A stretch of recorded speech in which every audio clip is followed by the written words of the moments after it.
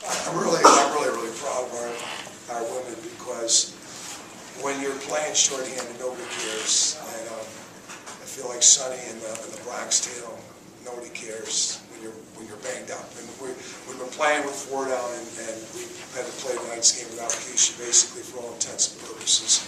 Keisha was able to keep a starting streak alive, but she wasn't able to practice all week, and so it was really tough to be able to have to play without.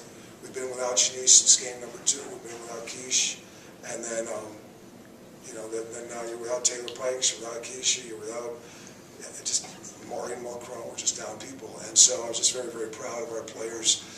This is the best Loyola team. I've said that to our players all week long. It's the best Loyola team since my 26 years back. And I got to qualify that a little bit. The first team that we played against back in '88, '89 that beat us over at Alumni Hall. I think we've been beaten twice in 26 years since I've been back, or 24 years since I've been back. That was a good team. Vicky Petrie did some really good stuff that night. But this is a very good Loyola team. And I thought our players. It's just very disconcerting to have to play with all the injuries that we had. And then, I think Eric and the Loyola kids did a great job. They just Patrice King's a real player, and she did a great job. And they're missing one. We're missing 4 or 5. So like I said, nobody cares. And they're missing Monica Albano, a very good player from Trinity High School as well. And then they were missing Jasmine Ross. And they were actually missing 2. So it was a tough game for them as well, a tough game for us. And I'm just very thrilled that our players were able to get away with the win tonight, in a December game that can sometimes go the other way in a situation like this. In the first half, we were just a frenetic mess. Just there's nothing.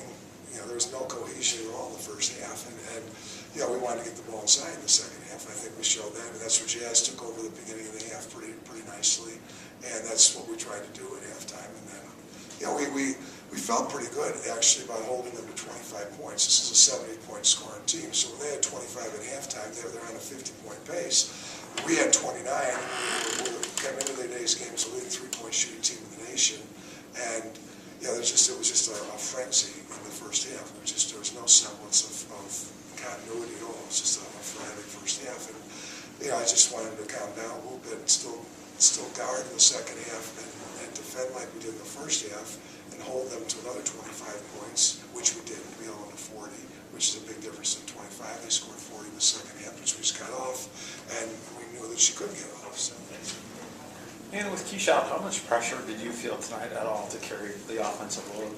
I didn't really look at it as pressure. I really trust everyone that's on the floor when we play. I think Jasmine, I think Brittany, Catherine, everyone is capable of shooting, capable of scoring. So I don't really look at it as pressure, but it's really nice to have, obviously Keisha's presence on defense and on offense. So we just knew everyone really needed to step up. Can you talk a bit about your game tonight? I was 4 for 7 free throws. And I kind of was forcing things a little bit in the first half.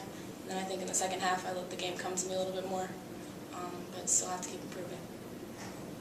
Jasmine, is there anything that you could point to concerning your game against Northwestern? Now you've signed a career high. I just try to come out. Well, the first half I wasn't really doing. I was standing around, and the coaches were getting on me about standing and not wanting the ball. So in the second half, I try to come out and be more of a presence and score more to add to the team's points. Can you talk a little about your play in the post tonight? Is there a specific strategy that you adhere to when you get the ball in the post, or was it just kind of the opportunities that you had tonight? Yeah, just to let the game come to me. And they had set up a play for me and Anna to be like a 2-player game. So every time she just threw me the ball, I was going to try to score and get the ball to the basket.